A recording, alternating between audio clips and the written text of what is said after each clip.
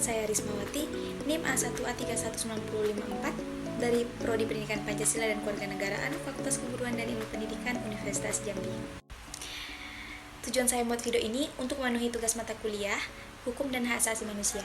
Di sini, saya akan menyampaikan pendapat saya mengenai contoh kasus yang berkaitan dengan kebebasan berserikat, berkumpul, dan menyampaikan pendapat dalam perspektif hak asasi manusia. Baiklah, untuk kasus yang saya ambil, yaitu YLBHI, pelanggaran kebebasan berpendapat berakal dari surat telegram Kapolri dan surat keputusan bersama Menteri.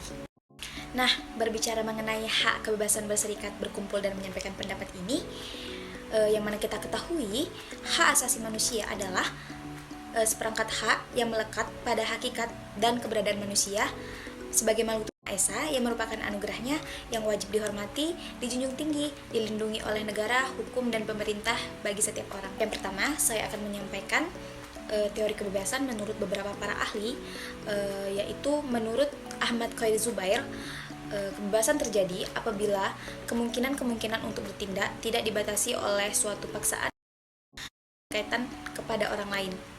Menurut Isyah Berlin, seorang filsuf politik yang banyak berbicara tentang teori kebebasan. Dalam hal ini, Berlin membedakan dua konsep kebebasan. Yang pertama, kebebasan positif dari buruk, dan kebebasan negatif atau biasa disebut dengan bebas dari. Bagi Berlin, kebebasan yang diperjuangkan dalam rumusan filsafat politiknya adalah kebebasan negatif, bukan kebebasan positif. Selanjutnya, yang tertulis dalam Undang-Undang Dasar 1945 pada pasal 28E ayat 3, di mana dikatakan bahwa setiap orang berhak atas kebebasan berserikat, berkumpul, dan menyampaikan pendapat. Selanjutnya, masuk dalam kasus yang saya ambil, yaitu mengenai Yayasan Lembaga Bantuan Hukum Indonesia atau biasa disingkat dengan YLBHI, mengungkapkan meningkatnya penangkapan kasus pelanggaran Undang-Undang ITE mengenai kebebasan berpendapat. Direktur Eksekutif YLBHI Asfinawati menyebutkan yang pertama yakni surat telegram Kapolri tertanggal pada 4 April 2020 mengenai penghinaan terhadap presiden dan pejabat negara. Berbagai pelanggaran kebebasan berpendapat dan berekspresi ini berakar dari berbagai kebijakan yang bertentangan dengan konstitusi dan undang-undang. Di antaranya surat telegram Kapolri yang saya sebutkan tadi, serta SKB 11 kementerian dan lembaga terkait penanganan radikalisme dan penguatan wawasan kebangsaan pada aparatur sipil negara. Advokat yang sudah berjuang selama 20 tahun untuk keadilan hak asasi manusia itu memaparkan data pelaku pelanggaran hak kebebasan berpendapat dan berekspresi. Pelaku terbanyak masih datang dari aparat negara, yakni kepolisian. Dari kasus Omnibus Law, 80% pelakunya adalah polisi, yakni sebanyak 105 kasus, dari militer 15 kasus, 74 kasus pelakunya gabungan antara jaksa, hakim, dan pemerintah.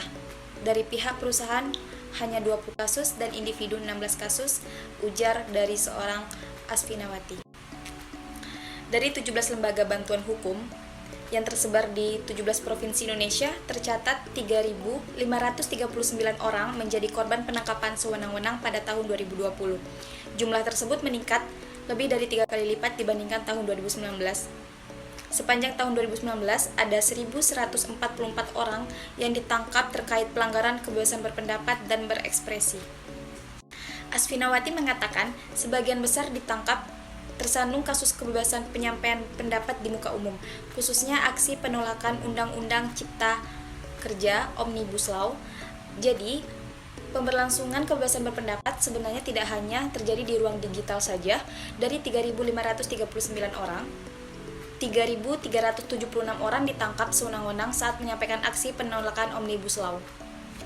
Asfinawati mengatakan, bahkan pihak kepolisian sendiri mengaku telah menangkap 5.918 orang terkait aksi penolakan Omnibus Law. Jumlah tersebut adalah jumlah pembubaran dan pelarangan aksi damai.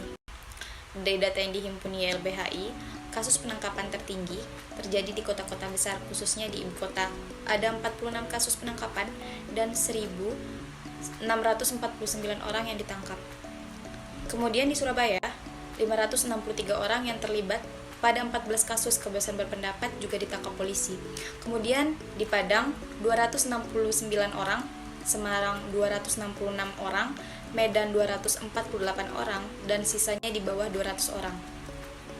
Oleh sebab itu, YLBHI mendesak Presiden Jokowi untuk mencabut kebijakan yang melanggar hak kebebasan berpendapat dan berekspresi setiap orang. Selain itu, YLBHI juga meminta DPR untuk tidak dalam RUU termasuk RKUHP yang berpotensi menghambat serta melanggar kebebasan berpendapat dan berekspresi setiap orang. Kebijakan yang melanggar kebebasan berpendapat dicabut. Pak Presiden harus memastikan tidak ada lagi pembubaran dan penangkapan sewenang-wenang, ataupun mengkriminalisasi orang atau kelompok orang yang menyampaikan pendapatnya di muka umum secara damai. Sebelumnya, YLBHI juga mendesak Jokowi untuk melakukan evaluasi terhadap penegakan hukum di Indonesia yang ditangani oleh pihak kepolisian, khususnya pelanggaran terhadap pelaksanaan hak kebebasan berpendapat dan berekspresi. Selain itu, YLBHI juga sudah mendorong agar DPR untuk memprioritaskan revisi terhadap undang-undang yang menghambat kebebasan berpendapat dan berekspresi setiap orang, yakni Undang-Undang Informasi dan Transaksi Elektronik.